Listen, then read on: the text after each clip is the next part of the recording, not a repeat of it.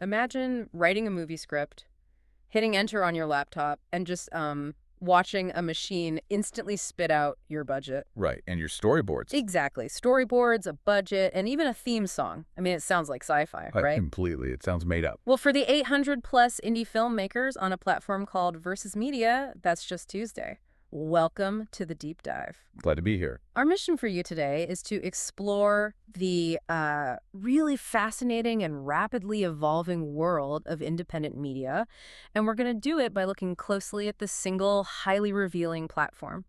Yeah, they actually claim to be the, quote, ultimate fans of independent artists. Right, and they're the perfect microcosm, I think, for how much the creative world has changed. They really are. Yeah. I mean, the true value of looking at this platform, it isn't just about figuring out where to watch cool indie film. It's bigger than that. Exactly. It's about understanding the entire life cycle of modern independent art.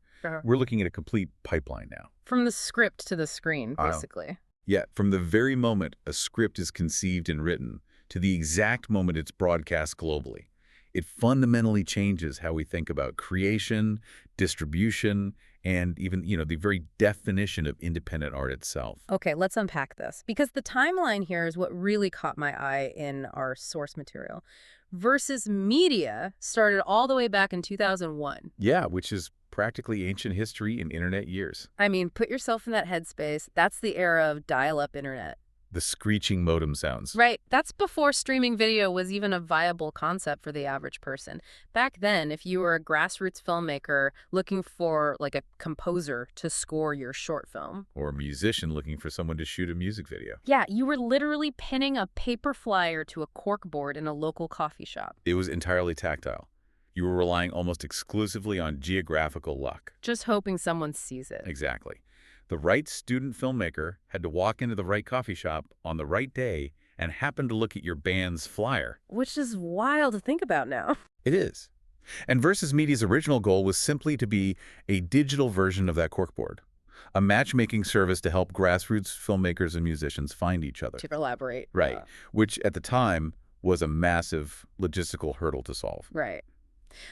But let's fast forward from that 2001 digital bulletin board to the current scale outlined in our sources.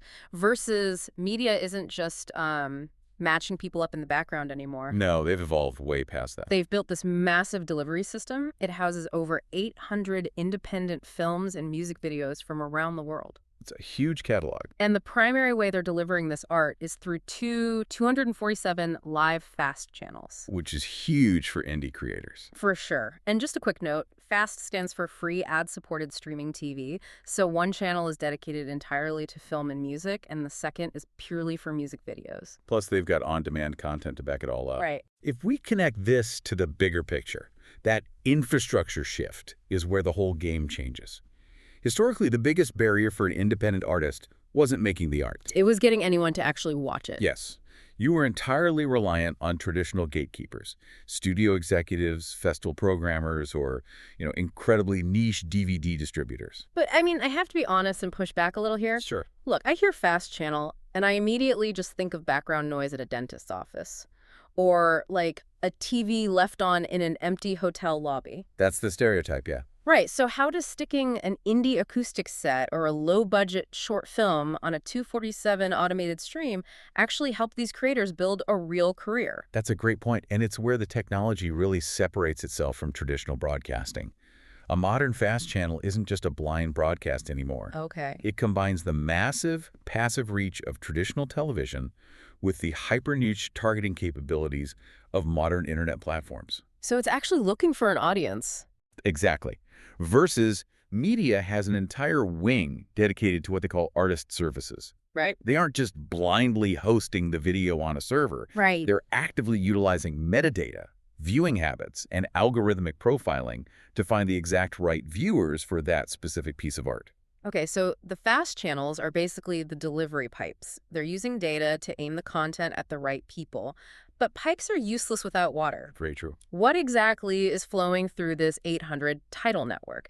Because looking at the catalog, it's wonderfully, wildly eclectic. It really is all over the place, in the best way. It is the absolute opposite of the homogenized, focus-grouped content you might see on a massive corporate streaming service. Yeah, the catalog is where you really see the unfiltered reality of indie media.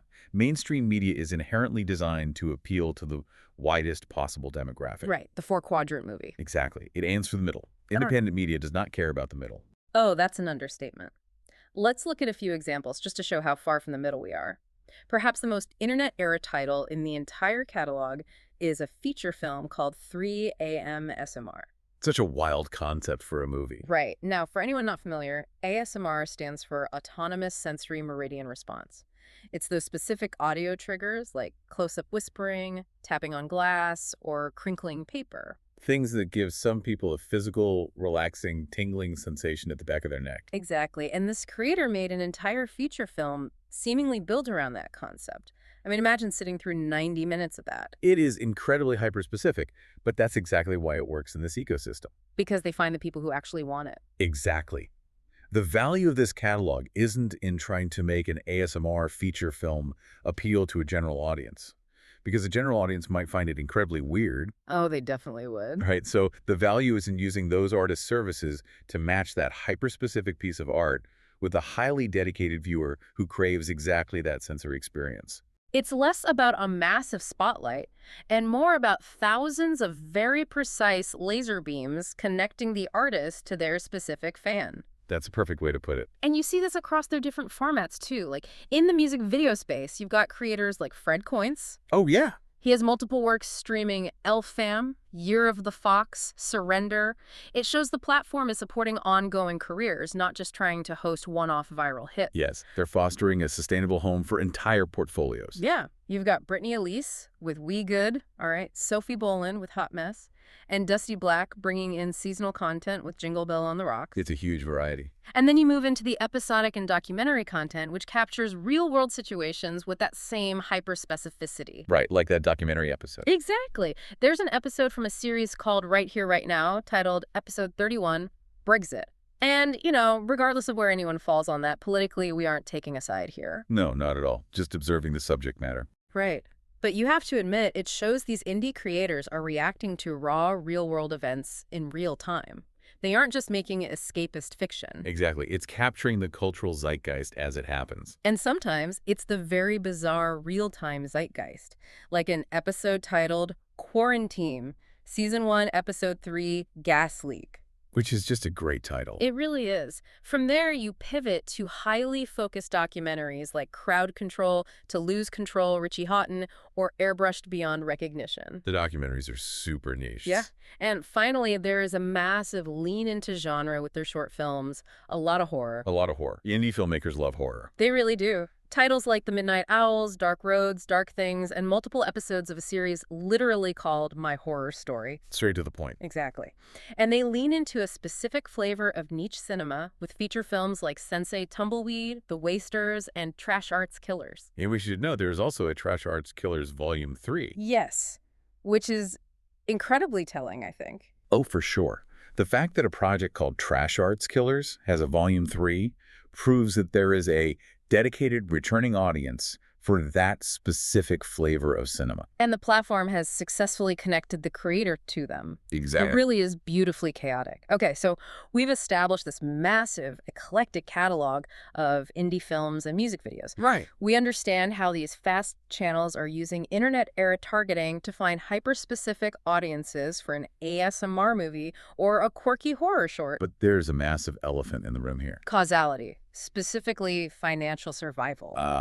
Yes, the inescapable reality of production. Right, because producing any of those 800 titles, whether it's a horror short with practical blood effects, a feature-length documentary, or a polished music video, It all requires money. it takes immense resources. So how do these grassroots creators avoid going completely broke before they even yell action? That is the big question. Here's where it gets really interesting. This leads us directly to the most modern and frankly most startling part of our source material. The AI integration. Yes. VersusMedia's integration of a tool called filmpilot.ai. This raises an important question, honestly. This represents a profound structural shift in the independent workflow. Because of the cost savings. Exactly. Yeah. Pre-production is traditionally where the hidden costs of filmmaking destroy a project. If you don't plan perfectly, if you haven't anticipated every single camera setup or budget line item. You bleed money the second you step on set. You really do. And this is where the tool steps in. FilmPilot.ai is an AI-powered pre-production service. The way it works is that a creator uploads their screenplay into the tool, Just the raw text. just the text document. And from that text, the system generates professional, well-thought-out reports designed explicitly to prevent the creator from, as the source material puts it, burning through precious finances. And we need to look at exactly how it's doing this, because it isn't just like formatting a document for you. Oh no, it's way deeper than that. The AI is utilizing advanced natural language processing. It parses the semantic data of the script. It understands the spatial relationships described in a scene, Wow. the emotional tone of the dialogue, the number of characters required, and even the logistical requirements of the locations. And what it spits out based on that understanding is honestly staggering. Look at this list of deliverables. Pick a lot. It generates visual storyboards. It provides specific camera angle suggestions for each and every scene. It generates character designs, too. Yes. And writes a casting notice, puts together a pilot video, calculates a budget estimate. And this one genuinely made my jaw drop. It composes a sample theme song. All from uploading a screenplay. I mean, how is that even possible? Well, it's basically synthesizing the roles of a dozen different department heads. By analyzing the pacing and emotional tone of the text, it can prompt audio generation tools to match that exact vibe for a theme song. That is wild. It's taking the text and manifesting the logistical and creative blueprint of the entire film. I mean, it's literally like having an entire Hollywood studio back office stuffed inside your laptop. It really is. You open the lid, and suddenly you have a director of photography visualizing the shots, a casting agent writing the breakdowns, a line producer tracking the budget, a composer, and a concept artist, All working for you instantly. which undeniably levels the playing field, I guess. It absolutely does. Yeah. An independent filmmaker with zero budget now has access to the kind of logistical planning that used to require a multi-million-dollar overhead. It does level the playing field. But there is one more feature included in FilmPilot.ai, and it's the one that really makes me pause. The audience insights. Yes. It includes this audience insights feature. It doesn't just read the script for logistics, it generates simulated reactions from a diverse group of virtual viewers. Right. And our sources note that these virtual viewers boast over 50 individual traits. That is a staggering level of simulated granularity. Wait, I need to understand how this actually works. Is it simulating, say, a 25-year-old horror fan from Chicago who specifically hates jump scares? Pretty much, yeah. How does a machine know how that specific person reacts to a script? It comes down to how these models are trained. These underlying systems are fed massive data sets of consumer behavior, movie reviews, box office trends, and demographic preferences. Okay. So when the AI reads your horror script, it cross-references your plot points against the historical preferences of a complex matrix of audience profiles. It's predicting human reaction based on billions of data points. Exactly. Okay, but this raises a huge red flag for me. You aren't just getting a budget anymore. You are getting a virtual test audience critiquing your script before you even shoot it. Yes, which changes things. I mean, I have to ask, doesn't this defeat the entire purpose of raw, independent filmmaking? It's a valid concern. The whole spirit of the VersusMedia catalog we just talked about, the ASMR movies, the trash arts films, the raw horror, it's about unfiltered human expression. It's about not aiming for the middle. Right. Are we just optimizing indie art for a machine's idea of what a demographic wants? You're hitting on the core tension of modern creative technology here. On one hand, look at the practical reality of survival. Okay. If a virtual audience insight tells an indie filmmaker that their third act is hopelessly confusing to 60% of their target demographic, and they rewrite it before spending their life savings to shoot it. Well, then that tool has just saved their film. Exactly. It's an incredibly brilliant way to de-risk a highly volatile financial endeavor. So it's a survival mechanism to stop them from going bankrupt on a bad idea. Absolutely. But on the other hand, you're right. It introduces a profound philosophical shift. Independent films are historically driven by a singular, uncompromising human vision. That's why they are so beautifully chaotic. Yes. But if you start tweaking your script to appease a simulated 50-trait virtual demographic, your feedback loop is happening inside a computer. Not in a theater full of living, breathing people. The algorithm starts smoothing off the rough edges.